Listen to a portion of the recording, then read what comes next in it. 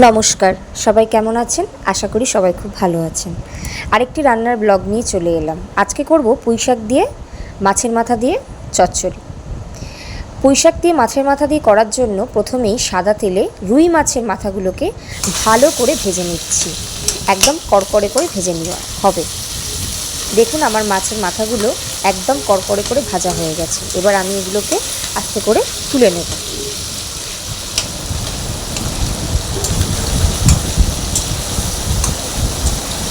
একদম এভাবেই কিন্তু ভাজতে হবে মাছের মাথাগুলো খুব ভালো করে।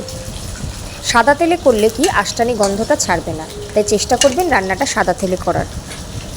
আবার মাছের মাথাগুলো হয়ে গেছে ভাজা, তুলে নেওয়া হচ্ছে।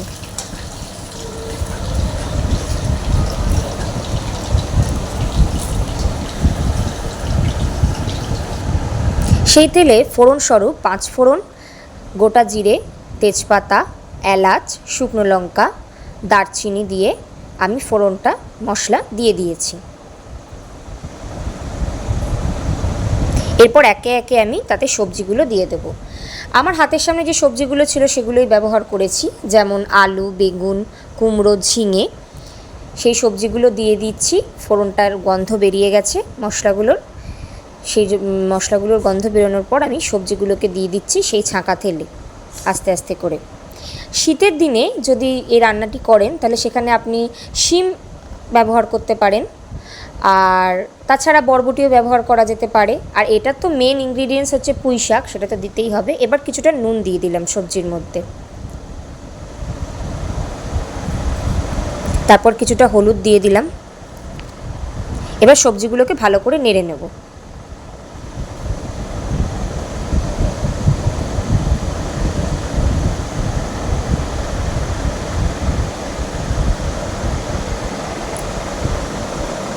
যাতে ফোড়নের মশলাগুলো, নুন, হলুদ যেন সবজিগুলোর ভেতরে ভালো করে ঢুকে যায়। এরপর আদা বাটা দিয়ে দেবো। আদা বাটাটা দিলে খুব সুন্দর একটা গন্ধ আসে তরকারিটার মধ্যে।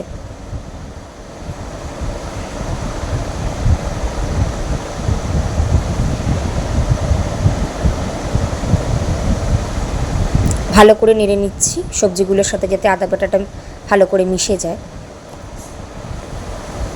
লঙ্কা গুঁড়ো দিয়ে দিলাম, ভালো করে নেড়ে নিচ্ছি। এরপর জিরে গুঁড়ো, আস্তে আস্তে ধনে গুঁড়োও দেব। গুঁড়ো মশলাগুলো দিয়ে দেবো। ধনে গুঁড়ো দিয়ে দিলাম। ভালো করে নেড়ে নিচ্ছি মশলাগুলোর সাথে, যাতে সবজিগুলো ভালো করে মিক্সড হয়ে যায়।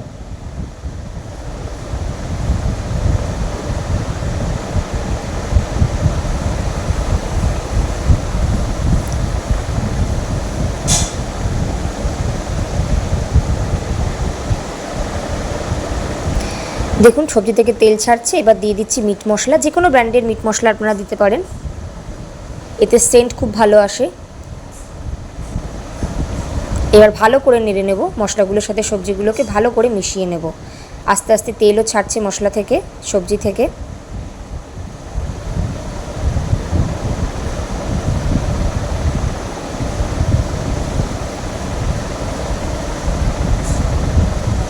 দেখুন ফোড়নে আমি এলাচ দিয়েছিলাম, এলাচগুলোর গন্ধও কিন্তু ভালো রকম ছাড়ছে তরকারি থেকে।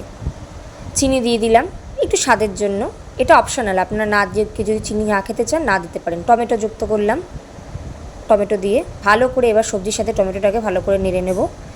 আমার সবজি পুরোপুরি বলতে গেলে রেডি হয়ে গেছে। এবার পুঁই শাকটা দিয়ে দিলাম।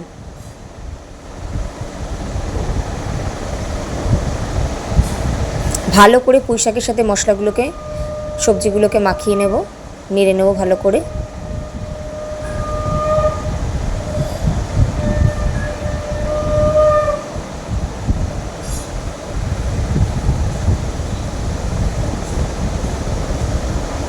এরপর ভেজে রাখা মাছের মাথাগুলো দিয়ে দেবো।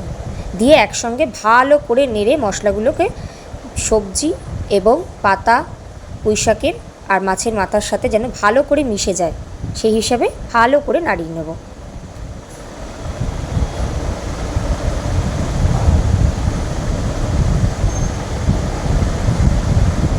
দেখুন আমি ভালো করে মিশ্রিত করে দিচ্ছি জিনিসটাকে। যাতে সব একসাথে ভালো করে মিশে যায়। এই রান্নাটা হলে আর কিছু দরকার হয় না।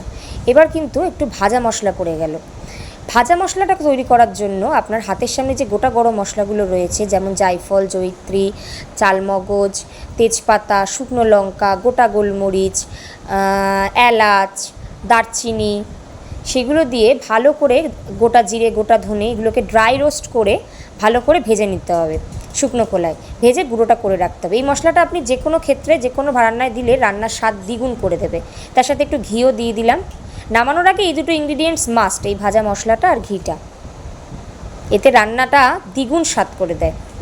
আমার রান্নাটা মোটামুটি তৈরি হয়ে গেছে। ভালো করে আমি মিশ্রণ করে নিলাম সবকটার সঙ্গে, ভালো করে মিশিয়ে নিয়েছি আমি রান্নাটার মধ্যে মশলাগুলো।